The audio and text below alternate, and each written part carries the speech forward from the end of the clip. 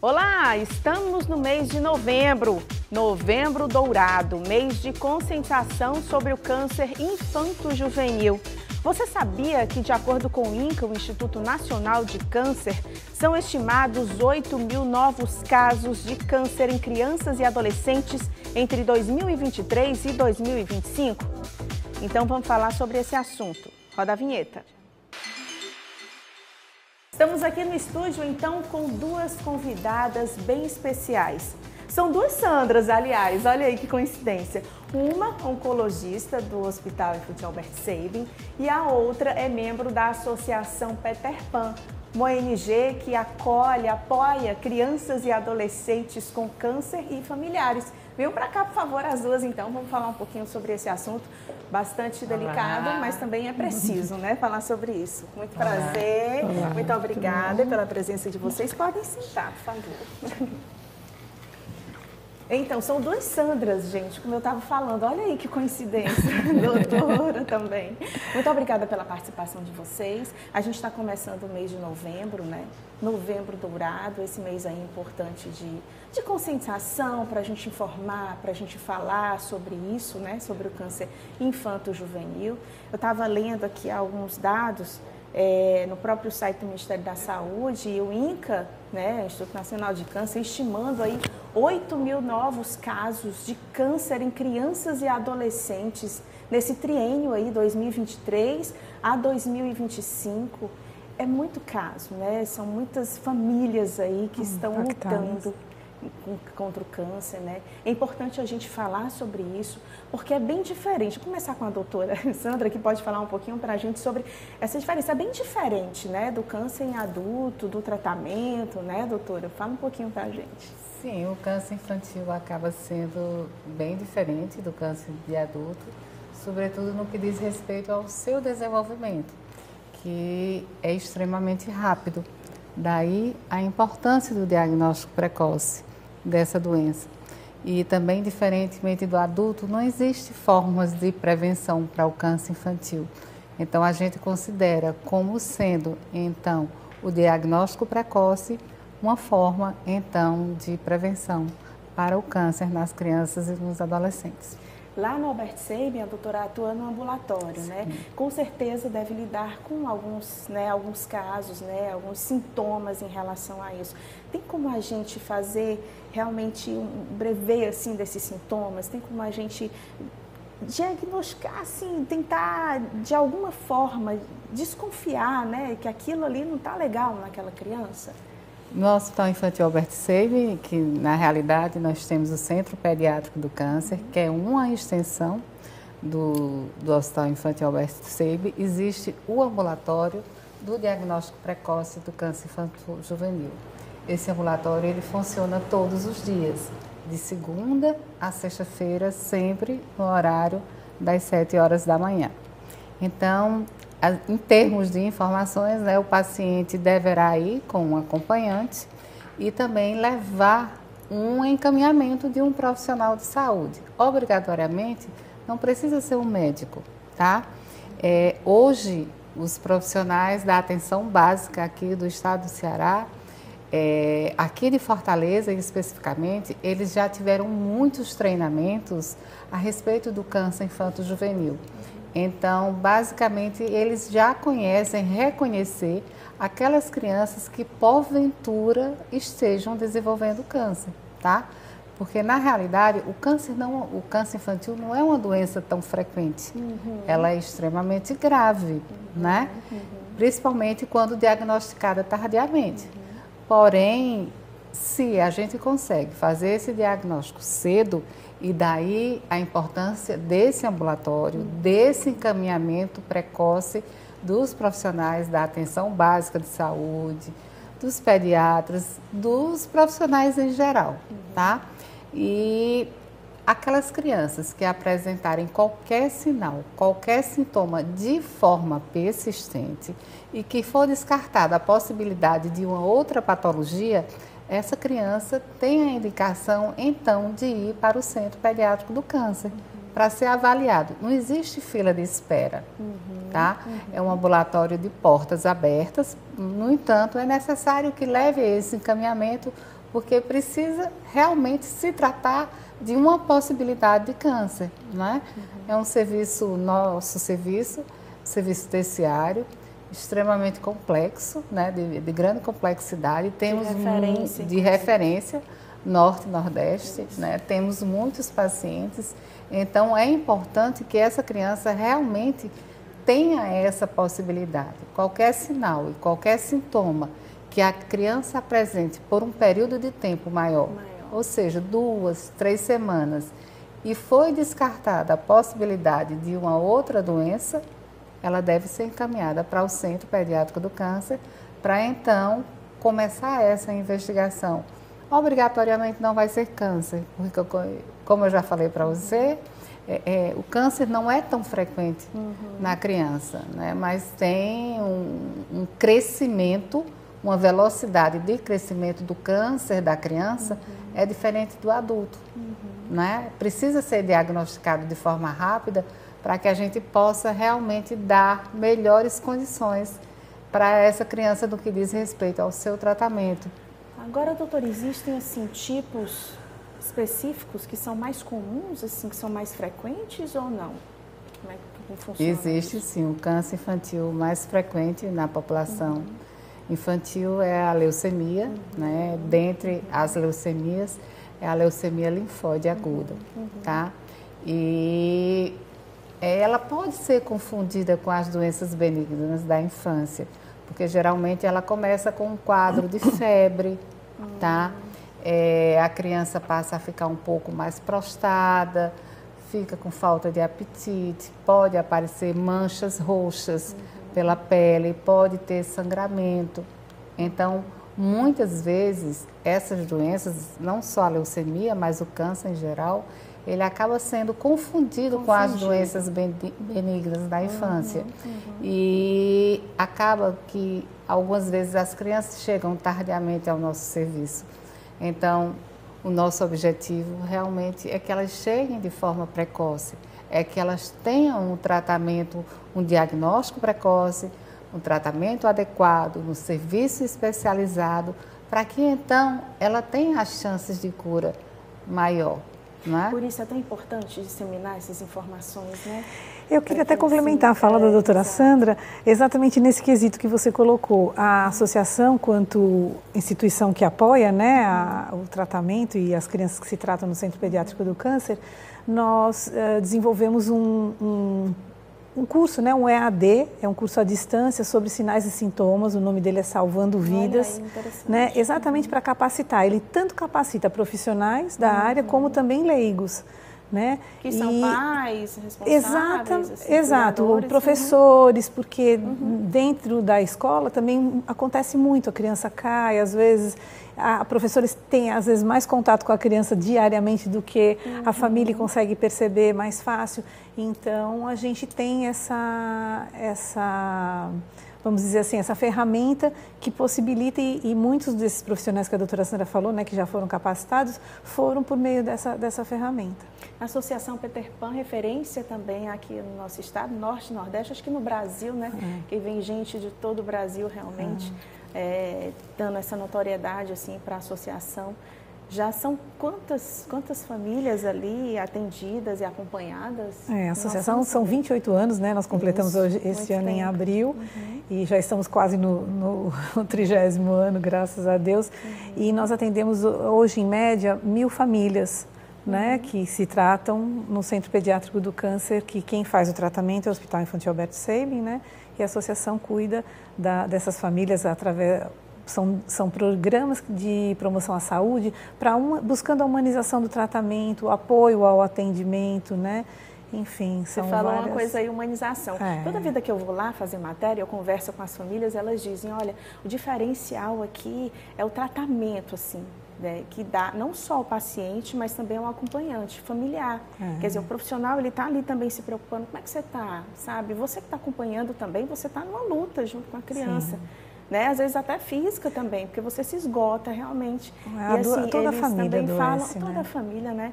E eles falam justamente isso, olha, aqui a gente tem essa atenção, né? A gente tem esse cuidado também com a gente, com a alimentação, não só no dia da medicação, mas também depois, sabe? A ideia é essa mesma, né? Eu acho que da associação, né? De trazer isso, de trazer essa acolhida mesmo, né? Como bem diz a palavra. Isso. Né? Assim. A gente, nos primórdios, quando nós iniciamos o trabalho dentro do Hospital Infantil Albert Sabin, e com algumas campanhas, né? Uma delas o Mac Dia Feliz, que viabilizou a compra de um imóvel atrás, e ao longo dos anos essa campanha e outras, né, baseada na Receita Federal, sociedade, porque, né, é fundamental no nosso dia a dia, nós conseguimos construir.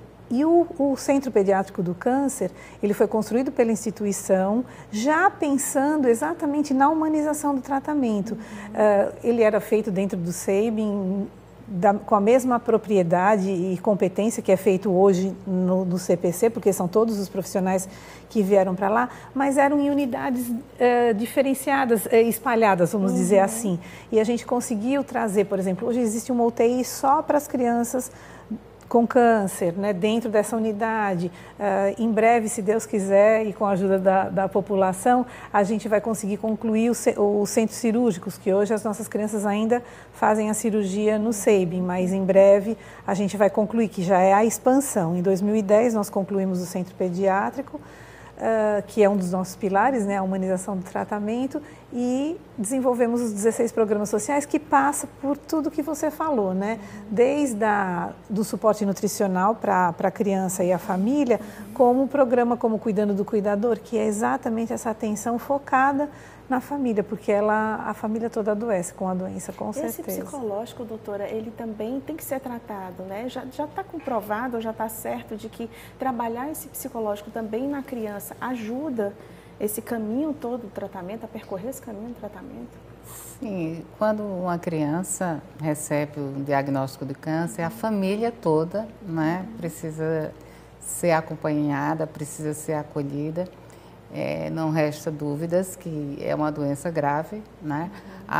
Temos um grande número de pacientes que são do interior do estado, outros que são de outros estados, e tudo isso aí realmente causa um certo transtorno para a família, né?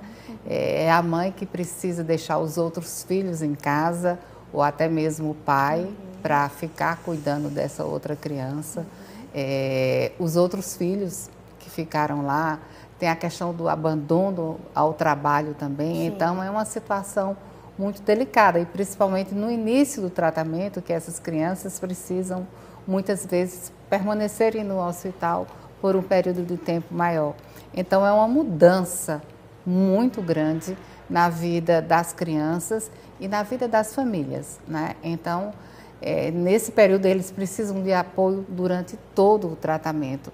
Mas eu diria que a questão do diagnóstico em si, dessa mudança de vida que eles têm, não só por receberem o diagnóstico, mas por todo o tratamento que vão enfrentar, eles precisam muito do apoio da equipe como um todo.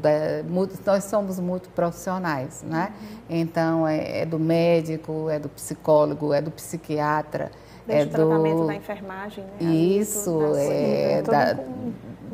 da enfermagem e dos voluntários também, que dão um grande apoio no tratamento dessas crianças como um todo. Doutora, agora me corrija se eu estiver errada, mas eu acho que antes o câncer ele era tido como aquele atestado de óbito já, né? A gente sabia que estava com câncer, meu Deus, e agora? O que eu vou fazer no que me resta desses dias? E hoje não, se trata o câncer como uma doença que tem cura, né? Assim, vida que segue, né? Não havendo repetição, assim, né? Reincidência da doença, a gente sabe que tem aquela janela, claro, né? Para reincidência e tudo, mas não havendo a possibilidade de alta, né? De tocar lá aquele sininho tão esperado. É isso mesmo? Hoje em dia a gente tem novas tecnologias, a gente tem mais tratamento, abrange um público maior ou não? Sim, é isso mesmo. Hoje, um dos grandes nossos objetivos é realmente que essa criança chegue da forma mais breve possível ao nosso serviço, para que a gente consiga fazer o diagnóstico e consiga lançar a mão desse tratamento, porque as possibilidades de cura se tornam bem maiores quando elas chegam bem mais cedo, né? E também a questão das sequelas, as sequelas que podem advir do próprio tratamento, né? Ou então mesmo da própria doença. Então, quanto mais cedo essas crianças chegarem, maiores serão as possibilidades de cura. Né? Para elas, claro que existe possibilidade de cura, né? Nós fazemos esse trabalho porque nós acreditamos, Sim. nós fazemos tudo que está dentro das nossas condições aqui, nós fazemos por essas crianças.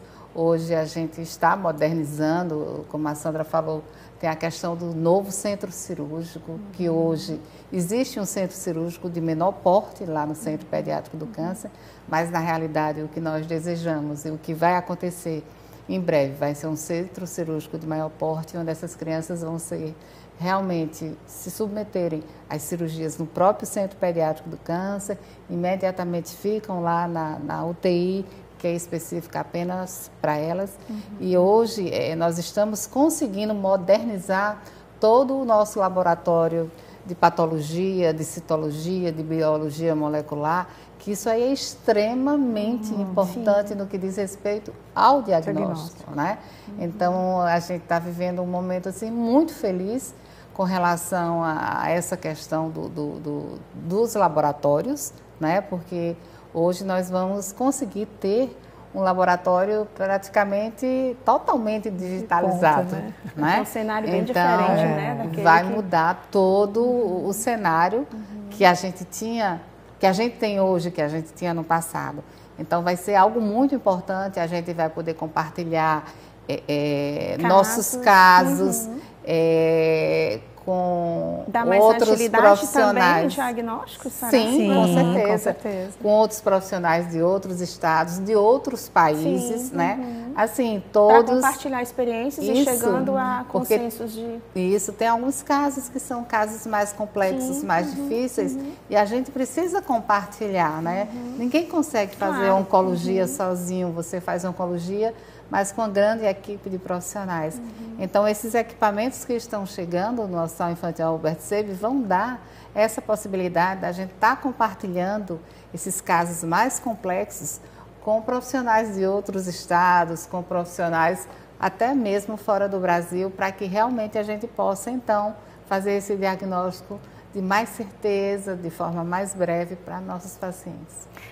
Qual a expectativa dessa mudança lá no Hospital Pediátrico, Sandra? Para nós como a doutora Sandra falou, é fundamental, né? Isso, as chances de cura, de sequelas, tudo isso se minimiza quando a gente consegue trazer a criança mais cedo, diagnosticar mais cedo, né? E a questão do laboratório vai nos possibilitar essa questão do diagnóstico mais rápido, né? E para isso diversas ações têm sido feitas, né? A luta tem sido grande também da associação.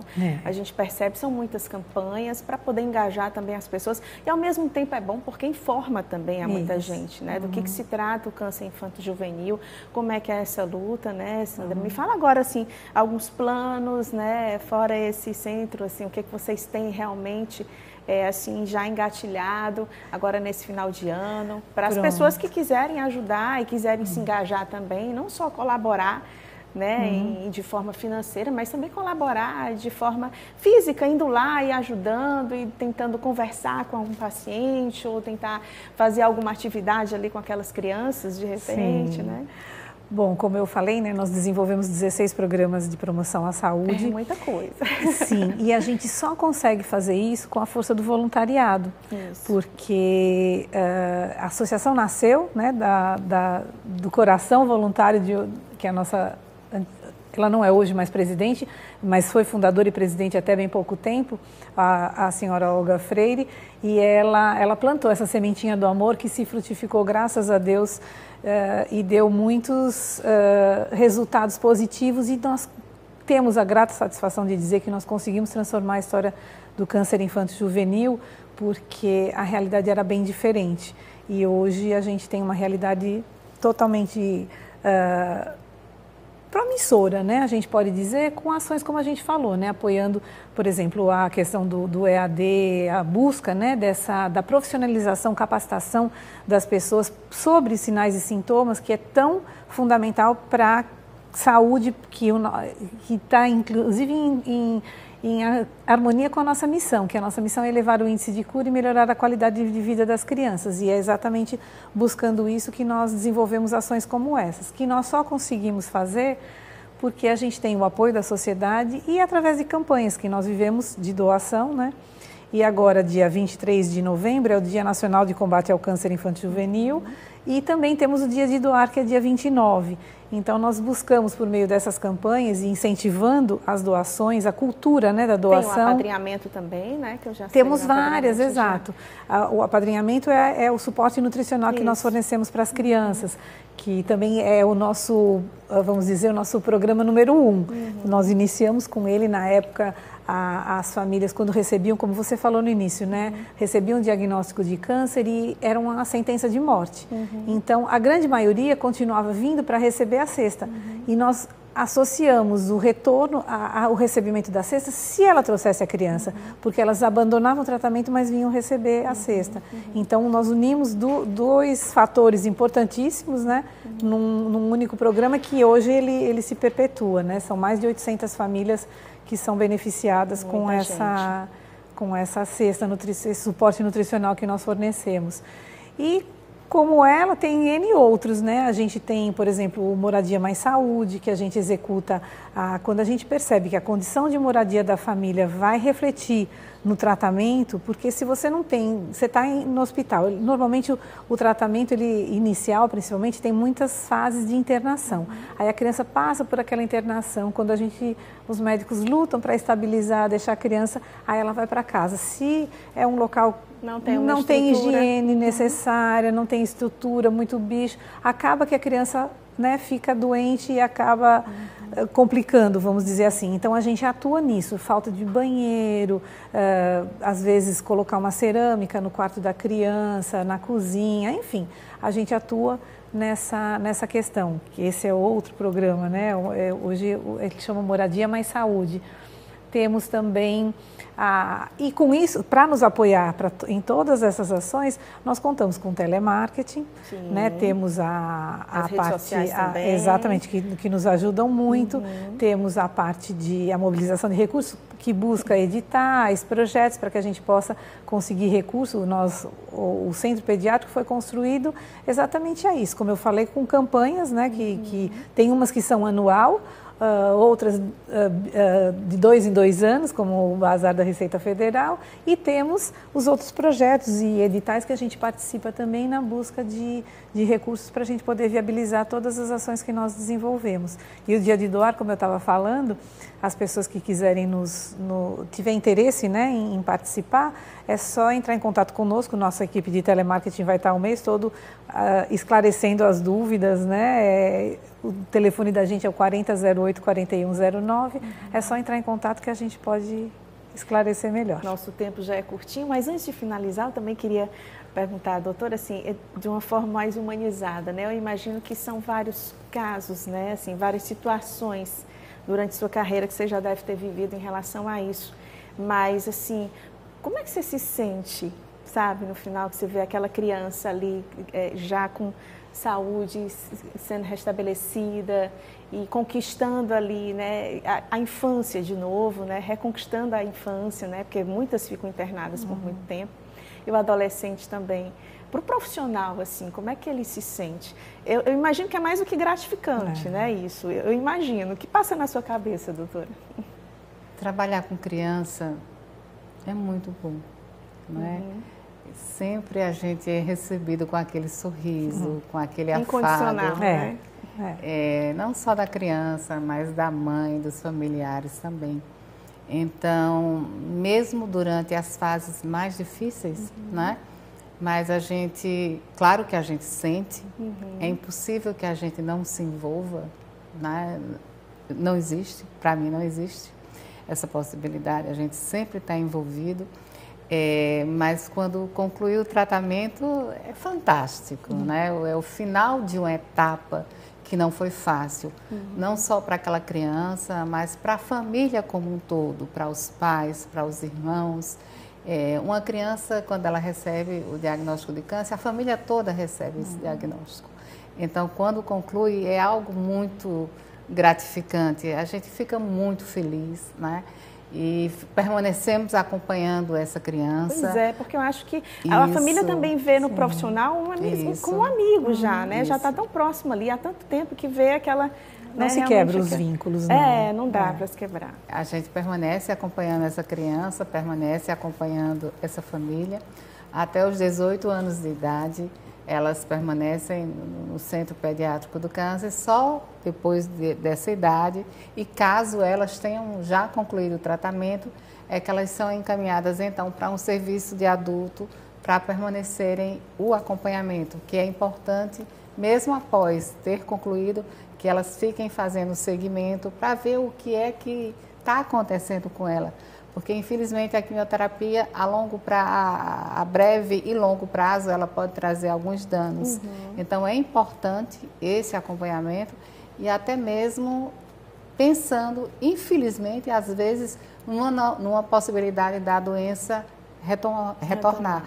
Isso é um fato, né? Então, a gente fica fazendo esse segmento nos primeiros anos. Essas consultas são bem breves, são próximas umas das outras, e quando vai passando o período, elas vão demorando mais. Os meses ficam vindo a cada 2 meses, a cada 3 meses, a cada 6 meses, chega ao ponto delas virem só a cada ano, né? Mas é algo assim, muito gratificante. Não existe momento mais importante para a gente do que ver, então, quando essas crianças concluem o tratamento, né? E aquele sorriso, aquele abraço, porque é tudo muito sincero. Isso. Tudo que vem. E, inclusive, quando retornam como médicos, né? Sim, porque é tudo muito sincero o que vem de uma criança, né? De um adolescente, é tudo muito franco. Então, é aquele sorriso, é aquele abraço, é aquele beijo que a gente recebe, que é algo que realmente faz toda a diferença aí. Como a Sandra falou, hoje nós temos no nosso serviço ex-pacientes que estão já como residentes de pediatria. Nossa, é muito gratificante. Eu chego a me arrepiar. São histórias que emocionam a gente, né? Imagina como o que passa na cabeça, né, desse jovem, assim, que um dia estava lá naquela situação e hoje está tratando e ajudando a curar. Até para as pessoas que estão, as famílias que estão lá em tratamento, isso é muito,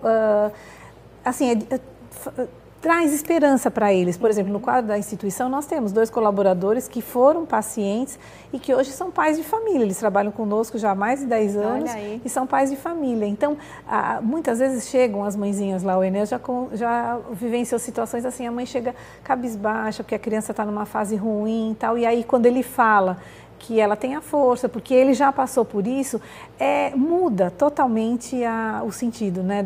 A própria mãe, ela ganha uma nova, vamos dizer assim. Belas histórias que merecem, eu acho que 2 ou 3 programas. Só um não dá não, né, gente, para falar sobre isso. Mas acho que a principal informação a gente passou aqui, né, doutora, em estar atento realmente há alguns sintomas, né? Quer dizer, o dia a dia da criança, o corpo da criança também fala muito, né? E do adolescente também. Então, o pai ou o cuidador, a mãe, não sei, sempre está ali atento, né? Em relação àqueles sintomas que se estendem por mais tempo, né? É extremamente importante, Joana, que os profissionais da atenção básica de saúde, que os pediatras conheçam, façam reconhecer esses principais sinais e sintomas do câncer infantil e encaminhem essas crianças de uma forma breve. Mais rápido possível. Sobretudo aqueles que são do interior.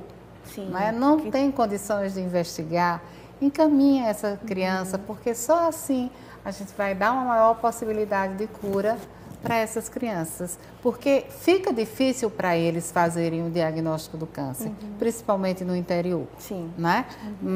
E porque na universidade não existe essa possibilidade para eles, não é abordado o câncer infantil nas universidades, então fica difícil para eles fazerem esse diagnóstico, entendeu?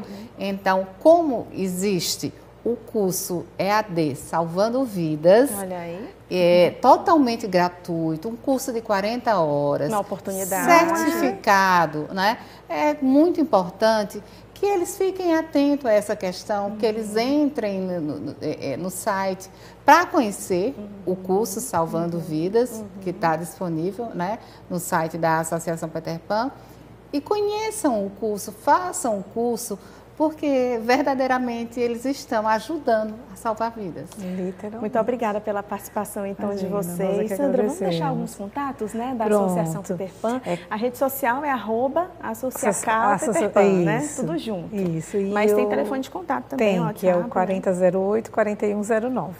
Muito obrigada, então, pela participação de vocês. Que Deus abençoe essa missão, né, de vocês, que vocês continuem aí trazendo tanta esperança, né, e passando também essa mensagem também de esperança, de cura também. Não só no mês de novembro, mas no restante dos nossos dias. Obrigada.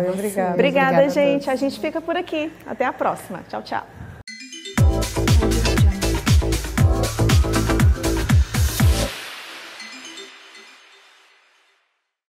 TV Câmara Fortaleza. A fortaleza da nossa cidade é você.